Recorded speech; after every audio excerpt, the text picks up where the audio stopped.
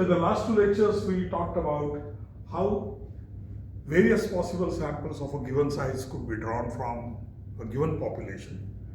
Suppose, for example, we are interested in population mean, but we cannot observe entire population. So we observe a fraction of that and then estimate the mean from that. And then we try to claim that this sample mean is in some sense representative of the population.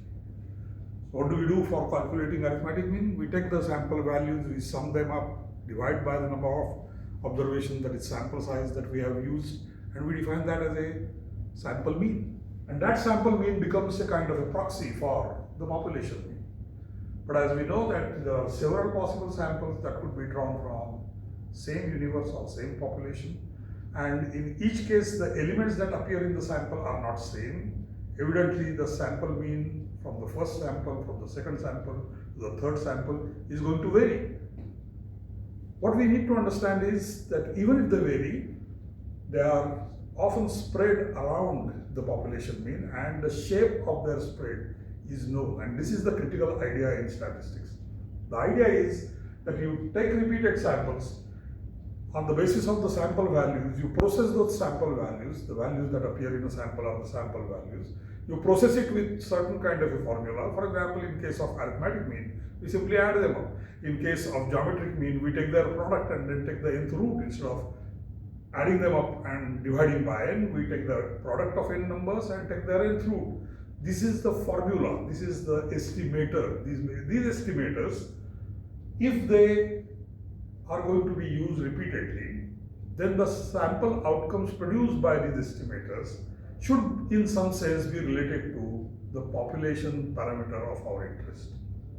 And the manner in which they are spread around the population parameter, if that manner, if that shape of frequency distribution, if that spread of sample outcomes around the population parameter, like for example geometric mean or arithmetic mean or slope parameter, whichever parameter that we are interested in knowing, if that shape of frequency distribution is known, is certain, and in this sense they don't depend on which sample and which sample values appear, if one can unambiguously state the way in which they would be distributed, that is spread around the population parameter, if that can be stated in a definitive mathematical form, or for example an equation or a curve which we often call frequency curve, then we say that the formula that we have used in processing sample values, the estimator, the sampling distribution of estimator is known. So what is the condition? The condition is that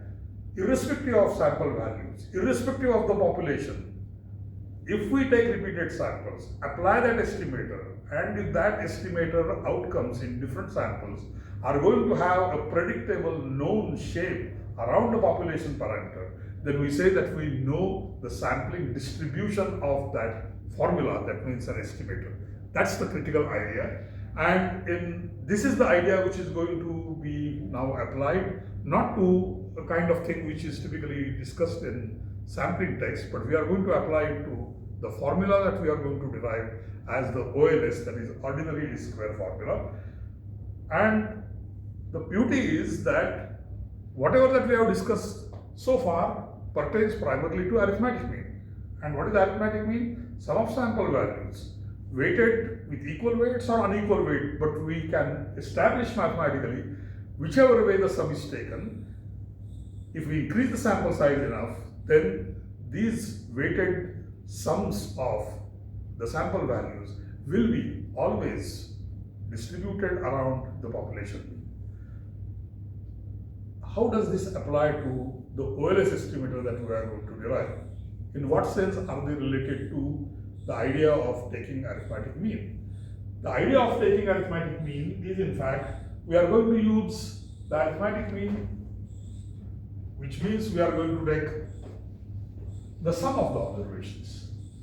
Sum of the observations with some multiple by adding a constant or subtracting a constant retains its property, which is called linearity property. For example, I take x1, add to it x2, add to it x3, and so on to xn. So this is sum. And this sum is nothing but a linear function. I can attach weights For example, W1x1, W2x2, W3x3, and so on to Wn(xn). We attach some weights, means we multiply by some fixed numbers, and if we keep on doing this for repeated samples, even this will have a similar kind of a formulation. Here we call it simply summation xi in each case, and here we will create summation wi xi. One is weighted, one is equally weighted or unweighted.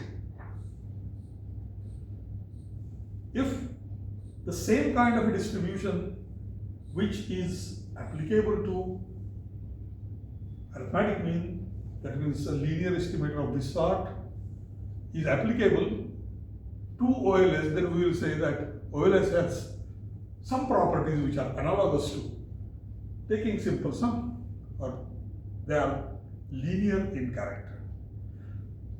That's one of the major difficulties which I often see in the students' experience.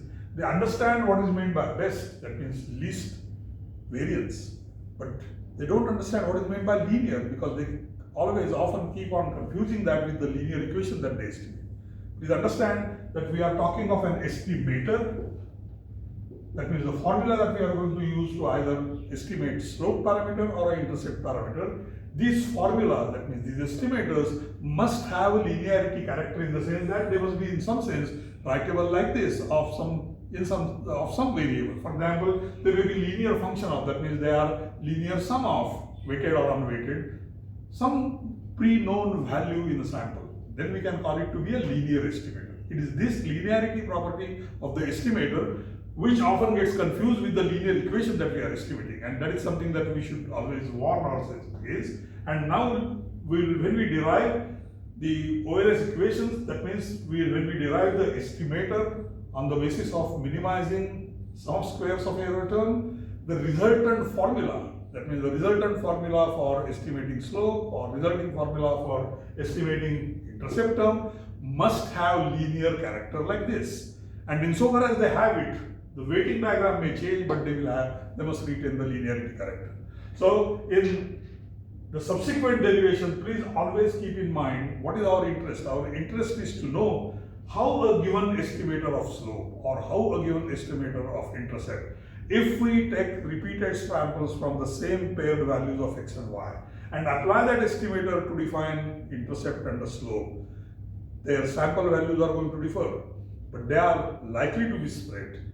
In fact, it can be demonstrated and proven to have been spread around the population parameter in the same analogous manner in which the sample means are distributed around the population mean. That's the reason why the distribution which is true, which is applicable to sample means to population mean, the kind of properties that relate the distribution of sampling means to the population mean are also extendable, therefore, to the nature of formulas that we derive from OLS principle and use them in the sense of repeated sampling. That's the primary crux that we must know. There is one more result which needs to be in fact derived, but it will be in some other lecture. Namely, when we know that x bar I, that means ith sample arithmetic mean, is all of them taken together are distributed around the population mean. Like for example, if this is the population mean, this will be x1 bar, this will be x2 bar, and so on. And if we if we trace the curve gets something what is known as bell-shaped normal distribution curve. Is good enough for mu. But I am interested in knowing how close my sample mean that I have derived is to the population mean. Because each of the sample mean is going to be different. We know that they will be spread around population mean, but how much would be the variability of that spread? It's something that we don't know because we have got only one sample. But there is one elegant, nice formula which needs to be proven and derived separately, but now for a moment to take it for granted. We know sample variance, usually denoted by S, to distinguish from the population variance, which is usually written in form of sigma square. But we can prove that to know this variance, the formula which will be a credible formula, which will be an unbiased formula, is equal to this divided by n. Or if we relate it in terms of standard deviation, our estimate of standard deviation of all possible sample arithmetic means around population mean, that is sigma, can be credibly, reliably estimated from S divided by under root n. If the sample size happens to be finite, then there is a correction factor. This is the size of population divided by n minus 1. Of course, when n is large, you can take it to be n either. This is usually called finite sampling correction factor. But this is our way of guessing the manner in which these linear estimators such as summation xi will be distributed around all population values summed. This is estimable by using a formula like this, and of course establishing this formula we'll do it in another lecture. But knowing this is important, and again in OLS, just analogous to the arithmetic mean, we are going to use a formula like this. Of course, there would be one more complication, because in many cases we are required to derive such formulas where the sample size is small and one needs, as we did in case of variance, the adjustment for the degrees of freedom with which we are going to estimate. But nonetheless, the similarity, the analogy continues to be operating. That's the primary thing that must always be lurking back in our minds.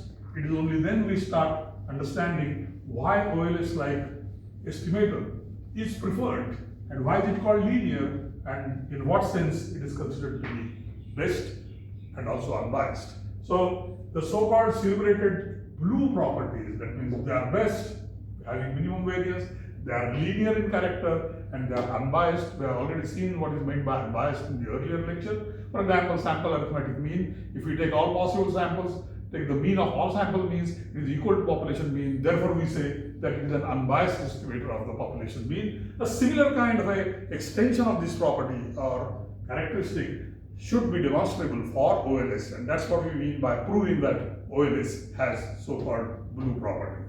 But we will do that a little later. To begin with, first let us start with the logic of deriving what are called as the OLS equations.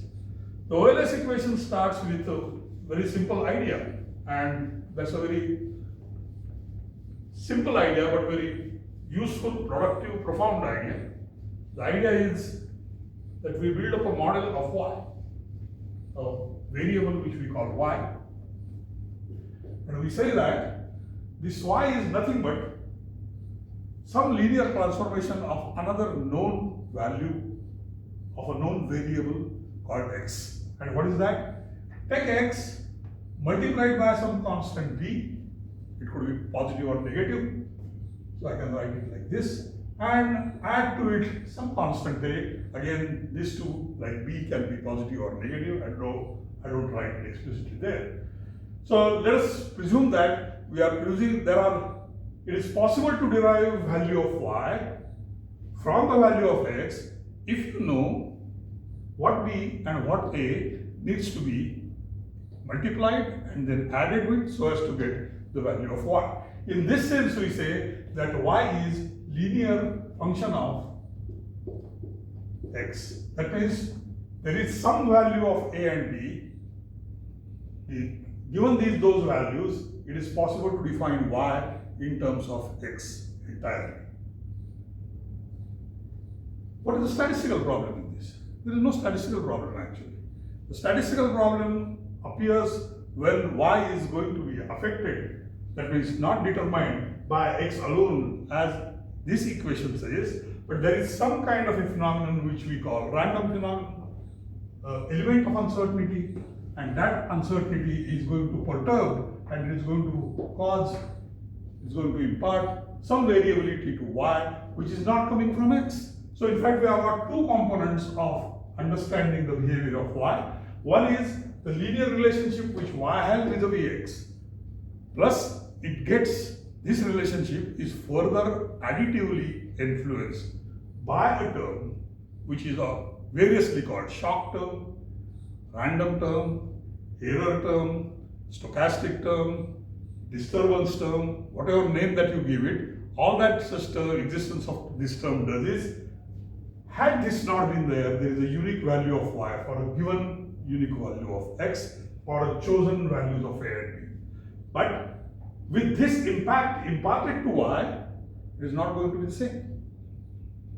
What is going to be that impact? We don't know.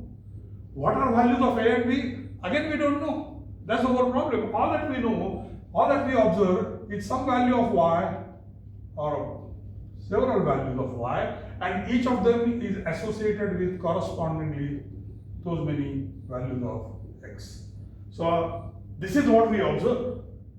So what is the picture that one can graphically imagine?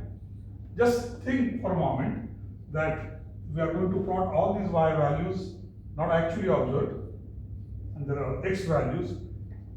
Believe that there is no u, and just for the sake of simplicity, suppose this is a positively sloped line, there is no reason why it should be positively sloped, you can as well take negatively sloped. So for every x, there will be a unique value of y that should exist, and all of them must lie on this line, because that's what this equation is effectively saying. What happens as a consequence of the random term? The consequence of the random term is the y which should have been here gets disturbed, because, for example, suppose the equation was 5 plus 4x. Take x value, plug it in this equation. Suppose x equal to 1, then we know that y must be equal to 9. If x equal to 2, y would be equal to 4 into 2, that is 8 plus 5, that is 13. So I would be able to get all these values which in fact very nicely get aligned along the single line. And in fact, as you know, if all of these values are going to have the same relationship for the given a and b, we know that this is what we mean by the change in y from one observation to another. For example, suppose this is y3, sorry, x3, y4, then y4 minus y3 divided by x4 minus x3. It's something that we are going to get as b. This is the slope. So change in y by change in x is value equal to b, that's the slope. And when put x equal 0, then this is something that you call a. So if there is no disturbance term, any of these two values that you pick up, you would be able to easily determine what the value of a and b would be. But the complication arises primarily because y contains not only this relationship with respect to x for some chosen though unknown values of a and b, but it is getting contaminated, it is getting disturbed, it is getting affected by some term which we don't know, and a point which should have been here is observed to be here. The point which should have been here is observed to be here. So these are the kind of y's that we are going to observe. And then we are going to imagine have this random shock which is going to contaminate the value, which displaces this y value, this height to this height, and instead of this height to this height. All this is coming because of the influence which is additively getting added to otherwise stable relation, known fixed relation with respect to x. So we want to estimate the impact of these. That means we want to estimate value of a and b in presence of this kind of a disturbing impact, the shock impact. It is this term which is going to cause a problem. So let me first imagine there are two things that we must understand in this. If we try to understand the way in which random term affects this linear relationship, there is more than one way it can happen. First way, take y equal to a plus b x plus u. So this is an ith shock which is going directly to y. This is one way. Second is y is not getting affected. But what happens is the random shock affects x and therefore it affects y. Okay. Now this is, which kind of situation are we imagining? Are we imagining this or we are imagining this? One of the classical linear regression model which is developed on the argument that let us believe that y gets affected by random term but x is not. That means it is this thing that matters. Otherwise, we will have a mediated effect.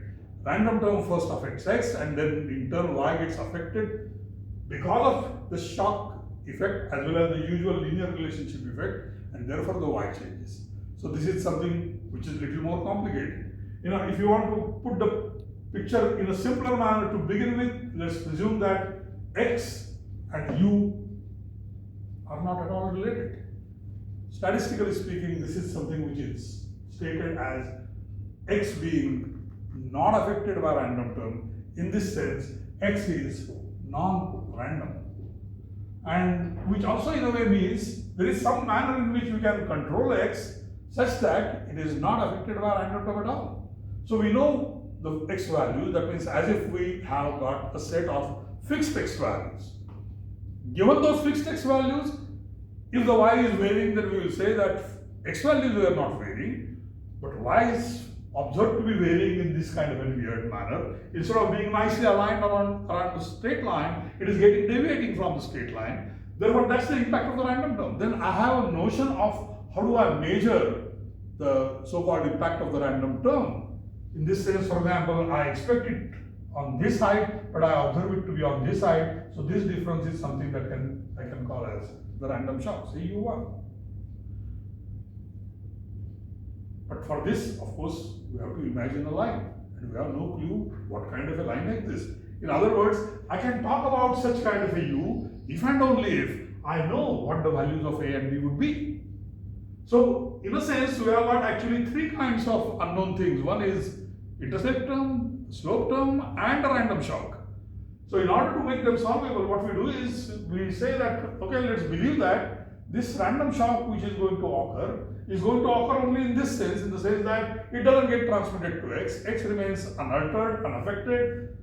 It is only y which gets directly affected. So I can decompose the effect of the value of y into two parts. One part is its relationship with x, and I argue that this is something which should have been, in absence of random shocks, been stable.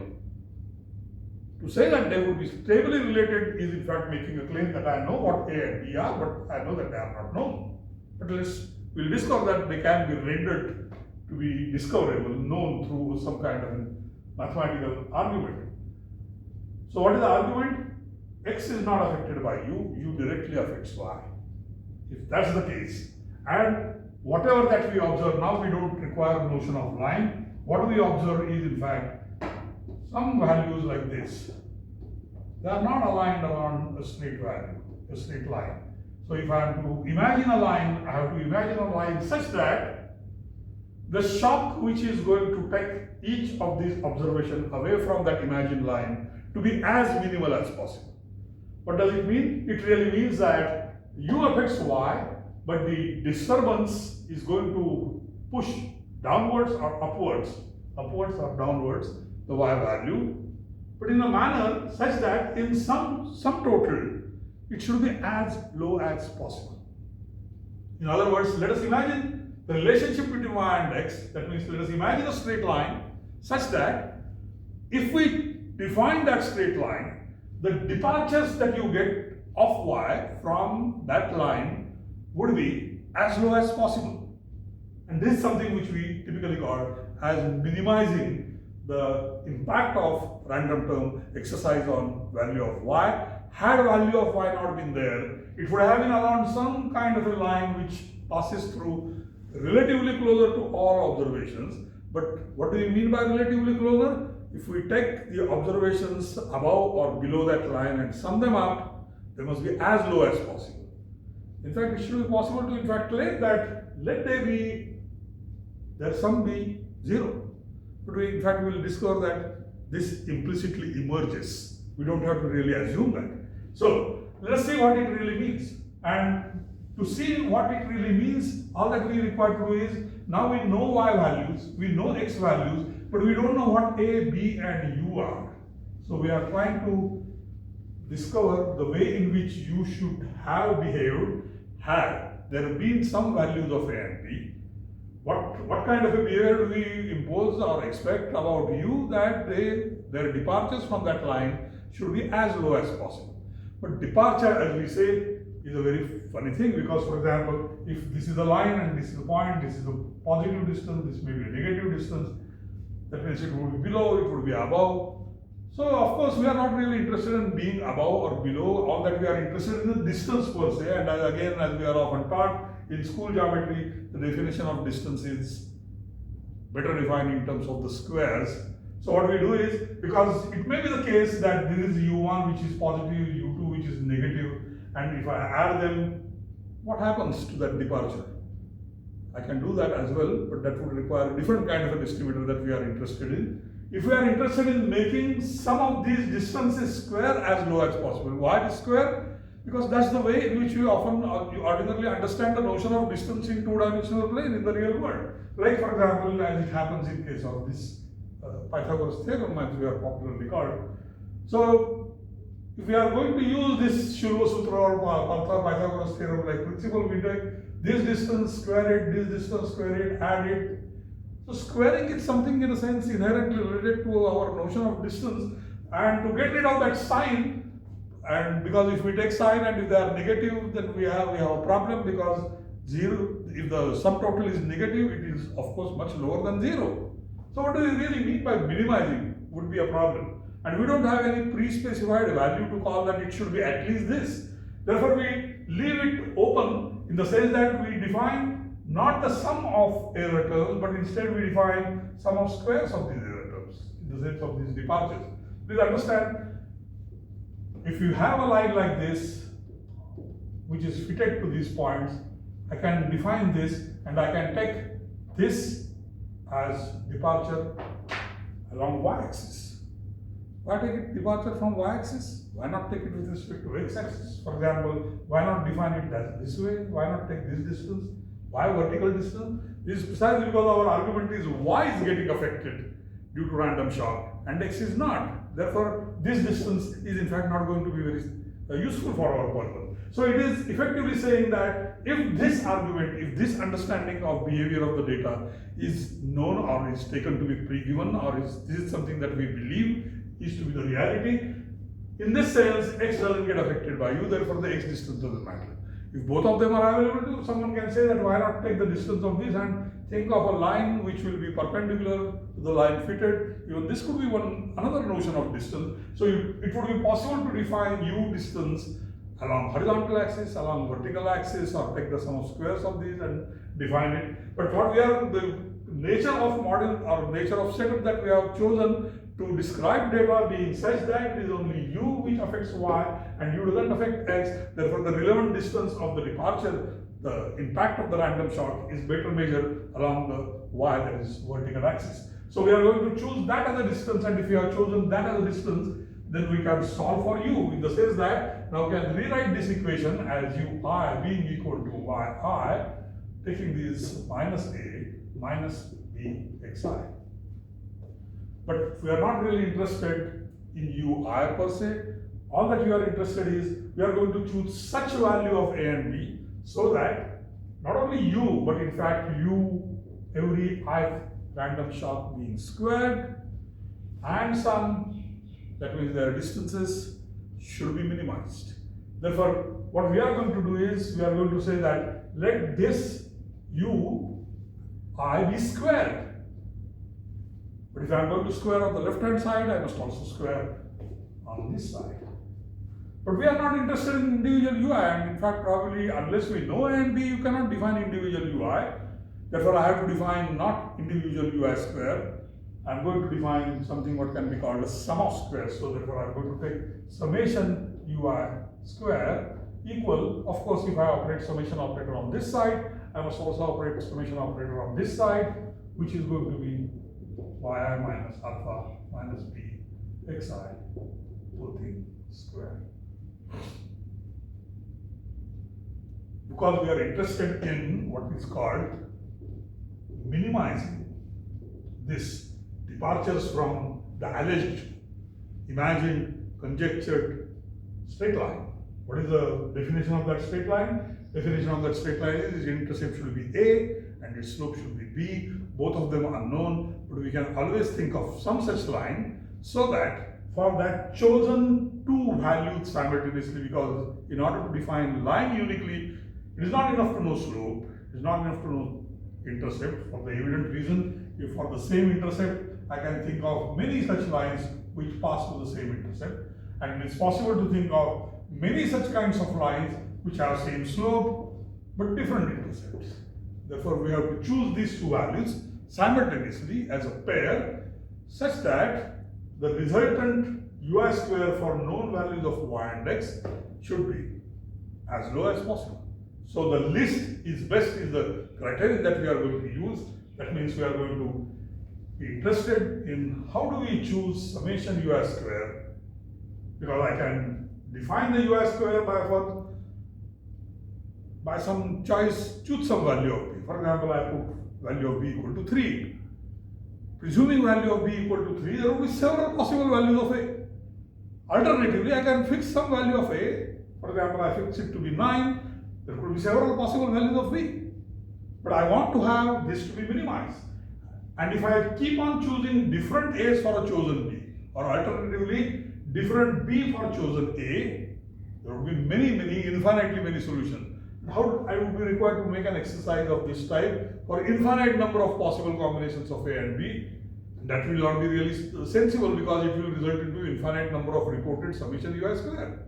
So in order to make the choice more definitive and more tangible and more easy, more credible, you choose a and b simultaneously with the condition that bit should be minimum. So in a way, if I fix a, keep on changing b. If I fix b, keep on changing a, it will give me the multiples of any such kind of possible ui square. I am going to choose one of them as a pair such that for that pair, summation ui square should be as low as possible, or the lowest among all possible values. This is something, is an exercise which is in fact rendered simpler if we apply the rules of minimization or maximization as we are taught in calculus. The idea is take this as a variable quantity dependent on a, because if I choose some values of a, summation ui square corresponding to that value are going to change. Same argument is true for b either. So what I do is I differentiate this summation ui square with respect to a, and analogously I am going to choose differentiate value of summation ui square with respect to b. And if we apply the rules of differentiation with a minimization criterion, this is something which is going to require kind of what's called a chain rule. I can differentiate this whole as if it was one single expression, so it would be 2 times summation yi minus a minus b xi, and now multiply this with the derivative with respect to a. Derivative of a with respect to summation ui square is going to be minus 1. So this is my condition to ensure that summation ui square would be least if I choose this as the relevant condition. Analogously, again 2 summation yi minus a minus b xi whole thing square, 2 minus 1 is 1, and now I am going to differentiate summation ui square with respect to b, and therefore the derivative would be going to be minus xi. So these are the two conditions which are going to ensure that summation ui square would be minimum. This is the choice with respect to a. This is going to be a condition for a choice with respect to b, and these two choices need to be exercised simultaneously, otherwise we will end up in a soup of having infinite possible, a large range of values to be chosen and examined. So we take these two as the conditions, and these conditions are the basis of what we are going to derive as the OLS equation. They arise from differentiating summation ui square with respect to unknown parameter a and another unknown parameter b, both of them to be chosen simultaneously, because choosing one and allowing another to vary from minus to plus infinity doesn't make sense. So if we choose this and solve them, what do we get? We know from calculus, if this is minimal, the minima point, at the minima point, the derivative is always set equal to 0. Therefore, this should be equal to 0, and in a similar manner, for the same argument, even this should be equal to 0. If that's the case, what is it that we actually get? Now, if you look at this equation, there is minus 1 and there is 2. You divide both sides by minus 2, other side being 0, this gets cancelled. So the equation that we are going to ultimately end up with are going to be for the first condition, that means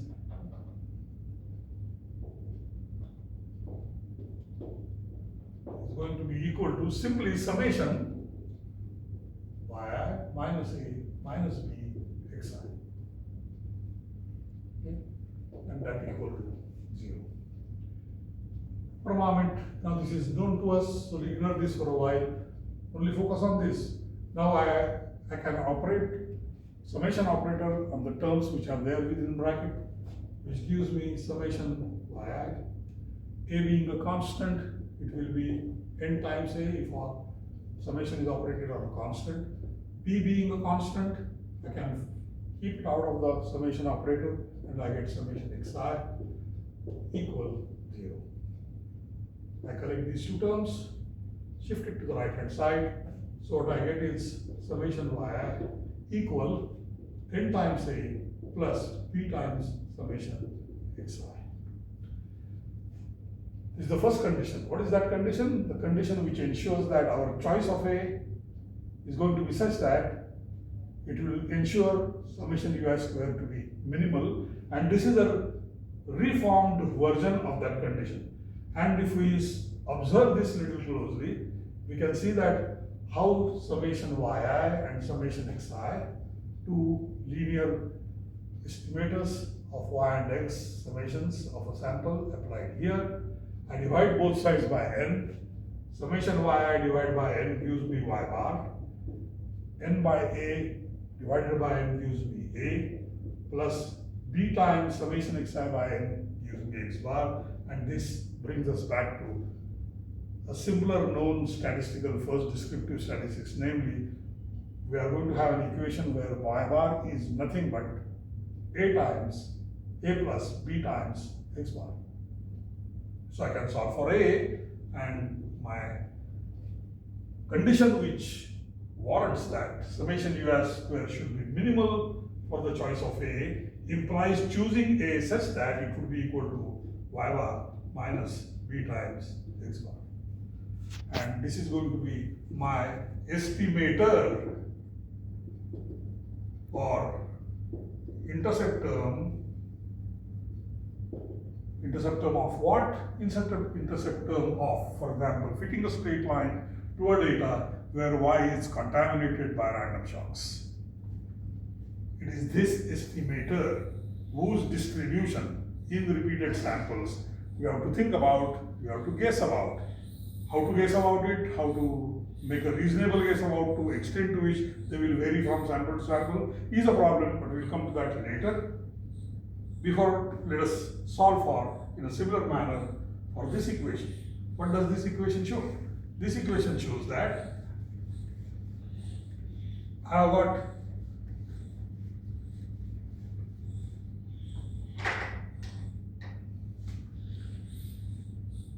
derivative of summation ui square, which is by choice of b.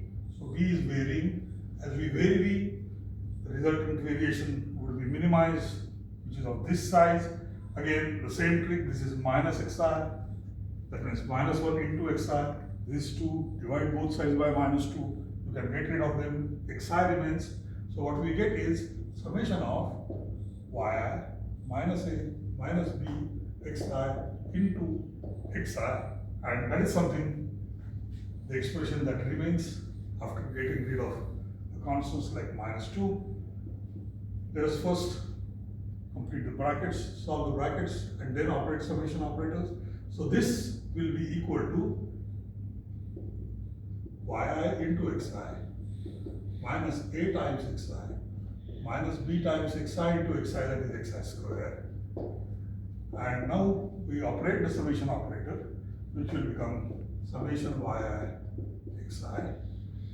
A being a constant can stand out of the summation notation, so it will be summation a times summation xi and minus b times summation xi square. So this is going to be our condition, that means this is going to be our way of somehow estimating b. But of course this involves a, and we cannot solve for two unknowns a and b from the same equation. But as we have already derived the condition for a, which is going to again ensure that summation ui square is minimum. And what is our estimator? Our estimator for A was equal to y bar minus b times x bar. So let us substitute that here. If we substitute that here, what do we get? What we get is summation yi xi. But A is equal to y bar minus b times x bar into summation xi. But what is summation xi? Summation xi is nothing but n times x bar minus beta times summation xi squared. So again, if we open up brackets, what do we get? We get summation yi xi minus n times, this is y bar, this is x bar, so this is going to be n times y bar into x bar, and this is going to be minus bx, but this is a minus sign. So when I multiply and open up, it is going to be plus b times n x bar into x bar square minus b times summation xi square. And now, as you can easily see, that these are the two terms which should be really corrected because they have something common. For example, here you get the products of y and xi, here you get the product of mean of y and xi. So I can put these two terms together and this term together, and I change the sequence. If I change the sequence, what do I get? That means instead of writing it as b times n x bar square minus b xi square, I'm going to write it as, let me write this first term, is going to be summation yi xi minus n times y bar x bar. Now I want minus sign here because when I open up, this should become plus, and then I will write b is common, and I write in the brackets summation xi square minus n times x bar square. Again, you can check, this is minus, this is minus. If I open up, this is going to be plus. So it is the same thing, but written in a different order. There is a reason behind choosing this form, because as you can see, the most critical important quantities that come from the solution of P, as you can see, this whole thing is set equal 0. So the condition that we are actually ultimately arrived at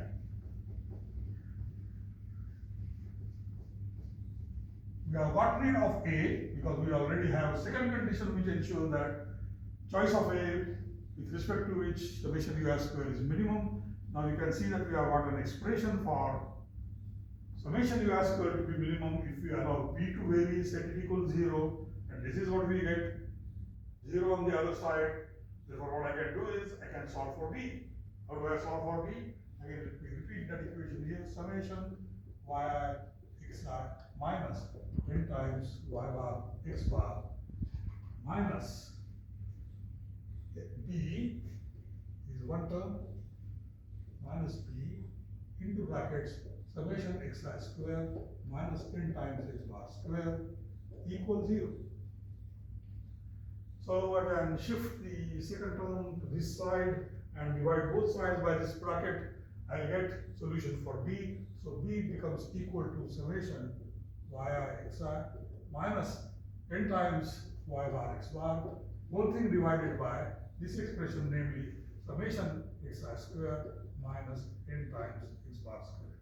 So I got a value for b, and as you can notice, we already had an estimator for a, which was equal to y bar minus b times x bar. We could not have uniquely solved for a unless we had the value of b. Now we have got the value of b, which is divide of a, that we can substitute this value of b into this equation to get the unique value of a. And that's how we define values of a and b with the criterion that they occur in pair, because we have solved them as if they have solved them being solved as simultaneous equation. Because what did we do? All that we did was we derived the value of a in terms of b. This is the derivation of value of a in terms of b, and substituted that in the other condition pertaining to b, and therefore we got the solution for b, and then by the reverse substitution we will get the condition back into this equation so as to get the unique value of a. So all that we have really done is we have solved these two conditions which ensure that summation ui square with respect to a and b are minimum and therefore by the usual rule of minimization in calculus, set equals 0, solve these two equations simultaneously, we get the unique values of A and B as a pair, which are going to be guaranteeing that summation ui square is minimized. This is the reason why, because our definition of estimate of A and B are based on taking the distances of, that is a departure of observed y values from the postulated conjectured line are going to be squared and sum, and that sum of squares should be minimum. Hence it is called ordinary least square estimates of A and B. This is our formula for estimating slope. That means our estimator for slope is this expression. Our estimator for intercept is going to be this expression. And using this, we are going to fit a line. Now the question is to really understand in what sense are these linear, because that's our first property, linearness. And secondly, are they unbiased, in the sense that this is the B, estimate of B, and there is some unknown population parameter beta, unknown population intercept term alpha. So that estimated B is a estimator for what? For knowing population parameter of slope. Similarly, this A from this formula is the estimator for unknown unobserved population parameter of intercept term. Now we have to show that if I take these as formula, apply them in repeated sampling, then I would be able to show that expected value of all such beta calculated from this estimator must be equal to B. So expected value of all B's must be equal to beta. Expected value of all A's from repeated samples must be equal to alpha. If that's the case, then I have proven that these formulas are unbiased. This is, in fact, the next part of understanding what is meant by the OAS.